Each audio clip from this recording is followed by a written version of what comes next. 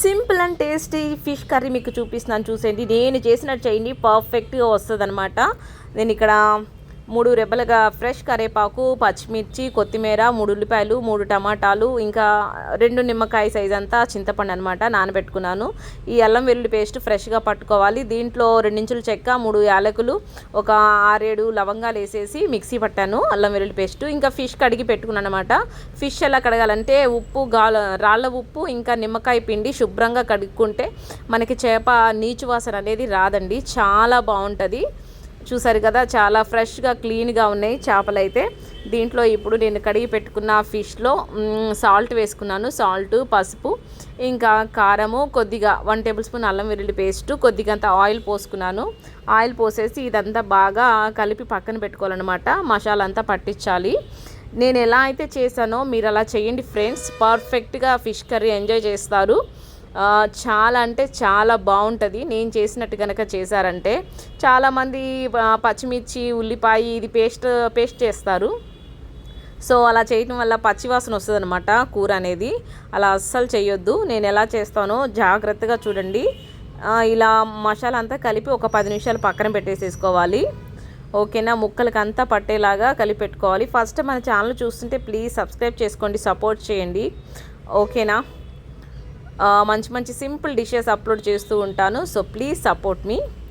Okay, ఈ fish అన్నిటికీ చక్కగా మసాలా పట్టించేసి పక్కన పెట్టేసుకోవాలన్నమాట. చూసారు కదా, ఈ విధంగా చేపలకి బాగా పట్టాలి మసాలా. ఇప్పుడు నేను కడాయి తీసుకున్నాను, ఫిష్ కడాయి అనమాట ఇది. దాంట్లోనే మనం కట్ చేసి పెట్టుకున్న 3 టమాటాలు, 3 ఉల్లిపాయలు, అన్నీ 3 తీసుకున్నాను చూడండి. కొత్తిమీర కొద్దిగా, అలాగే పచ్చిమిర్చి, 3 రెబ్బల కరివేపాకు. పచ్చిమిర్చి చీలికగా కొంచెం చీల్చుకుంటే బాగుంటుంది. పచ్చిమిరకాయలు నాకు చాలా ఇష్టం అనమాట. అందులో 1 టేబుల్ స్పూన్ అల్లం వెల్లుల్లి పేస్టు, పసుపు, కారము, గల్లుప్పు వేయాలి. ఇందాక సాల్ట్ కలిపాను దాంట్లో. ఇప్పుడు గల్లుప్పు, కొద్దిగా ఆయిల్ వేసుకోవాలి. ఫిష్ కర్రీకి సరిపడంతా ఆయిల్ పోసేసుకొని దీన్ని మాత్రము చేతితోనే కలపాలండి, గరిటెతో అస్సలు కలపొద్దు. హ్యాండ్ని శుభ్రంగా చేసుకొని తర్వాత ఇలా మసాలా అంతా చక్కగా ఆ ముక్కలకి పట్టేలాగా కలుపుకోవాలన్నమాట. అల్లం వెల్లుల్లి పేస్ట్, ఉప్పు, కారం, పసుపు, ఆ పచ్చిమిర్చి, టమాటా, ఉల్లిపాయ, ఫ్లేవర్ అంతా అసలు సూపర్గా ఉంటుంది అనమాట. ఇదంతా బాగా ఇలా చక్కగా కలుపుకోవాలి ముక్కలకి. ఇంకా ముక్కలకి అంతా మసాలా పట్టేసి స్టవ్ ఆన్ చేసుకొని స్టవ్ మీద పెట్టుకొని మీడియం ఫ్లేమ్లో ఒక 5 మినిట్స్ ఉడికించుకోవాలి. ఆయిల్తోనే ఇలా మనకి చక్కగా ఉడికిపోద్ది అనమాట. చూసారు కదా, ఆనియన్స్, టమాటా, పచ్చిమిర్చి, కరివేపాకు అన్నీ చక్కగా ఉడికిపోయినాయి. ఈ టైంలో ఇప్పుడు ఒక గ్లాస్ వాటర్ తీసుకున్నాను. మనకి గ్రేవీ కావాలి కాబట్టి ఒక గ్లాస్ వాటర్ పోసుకొని మళ్ళీ ఒక 5 మినిట్స్ మూత పెట్టేసేయాలి. మూత పెట్టి అలా బబుల్స్ వస్తుండగానే మ్యారినేట్ చేసి పెట్టుకున్న ఫిషెస్ని యాడ్ చేసుకోవాలన్నమాట. మీరు ఏ ఫిష్తోనైనా ఇలా చేసేయచ్చండి, బొచ్చె, రాగండి, ఇంకా కొరమీను, ఏదైనా సరే సూపర్గా ఉంటుంది. ఈ ఫిషెస్ వేసేసి మరొక 5 మినిట్స్ లో ఫ్లేమ్లో పెట్టి ఉడికించుకోవాలి. ఇంకా అది పెట్టిన తర్వాత ఉడికేటప్పుడు మాత్రం గంటె అస్సలు పెట్టకూడదు. ఇలా మధ్యలో ఉడికేటప్పుడు కొద్దిగా అల్లం వెల్లుల్లి పేస్ట్ కూడా వేసుకుంటే మంచి ఫ్లేవర్ వస్తుంది అనమాట ఫిష్ కర్రీ. ఇలా బబుల్స్ వచ్చేటప్పుడు వేసుకోవాలి. సూపర్ అంటే సూపర్ ఉంటుందండి. నేను ఎలా చెప్పానో మీరు అలా చేయండి ఫ్రెండ్స్, సూపర్గా ఎంజాయ్ చేస్తారు ఫిష్ కర్రీని మాత్రము.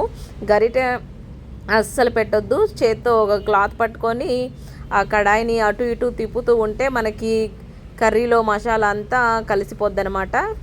ఓకేనా, కలిసిపోయి కూర ముక్కలు కూడా చితికిపోవు. సో గరిటె అస్సలు పెట్టకండి ఫిష్ కర్రీలో మాత్రము. మరొక 2 మినిట్స్ నేను ఉడికించుకుంటాను కూరని. మూత పెట్టేసేసి మరొక 2 నిమిషాలు ఉడికించుకుందాము, కొంచెం దగ్గర పడేలాగా అనమాట. చూసారు కదా, ఈ విధంగా అయితే మనకి సరిపోతుంది. మంచిగా ఆయిల్ అంతా సపరేట్ అయింది కదా, సూపర్గా అయితే ఉంది. మరొకసారి క్లాత్ పట్టుకొని అటు ఇటు కడాయిని కుదపాలన్నమాట. అటు ఇటు ఊపుతూ ఉండి. చూసారు కదా, ముక్క కూడా మనకి ఎక్కడ చితికిపోలేదు, చాలా పర్ఫెక్ట్గా ఉంది. నేను ఇది కొంచెం పెద్ద ముక్కలు కొట్టించాను అనమాట, పెద్దగా లావుగా. ఓకేనా, ఫిష్ పులుసుకు మాత్రము సన్నగా అస్సలు వద్దు, చితికిపోతూ ఉంటాయి. ఇలా కొంచెం లావుగా ఉంటేనే బాగుంటాయి ఫ్రెండ్స్, చాలా బాగుంటుంది. ఈ విధంగా ఫిష్ కర్రీ చేశారంటే చాలా ఎంజాయ్ చేస్తారు. కొంచెం చల్లబడిన తర్వాత ఇప్పుడు మూత తీసుకొని మరలా ఒకసారి ఇలా షేక్ చేసి నేను దీన్ని ఇప్పుడు రైస్లో వేసుకొని టేస్ట్ చేస్తాను. ఎలా ఉందో అంటే ఇక మాటల్లో చెప్పలేను. సో అంత బాగుందనమాట. మీరు కూడా ట్రై చేయండి. ట్రై చేసి ఎలా వచ్చిందో కూడా మీరు నాకు కామెంట్లో చెప్పండి. సూపర్గా ఎంజాయ్ చేస్తారు ఈ ఫిష్ కర్రీ. నేను చేసినట్టు చేస్తే అమ్మలు చేసే స్టైల్లో నేనైతే చేశాను. సో వీడియో నచ్చితే like, share and subscribe. Thank you for watching.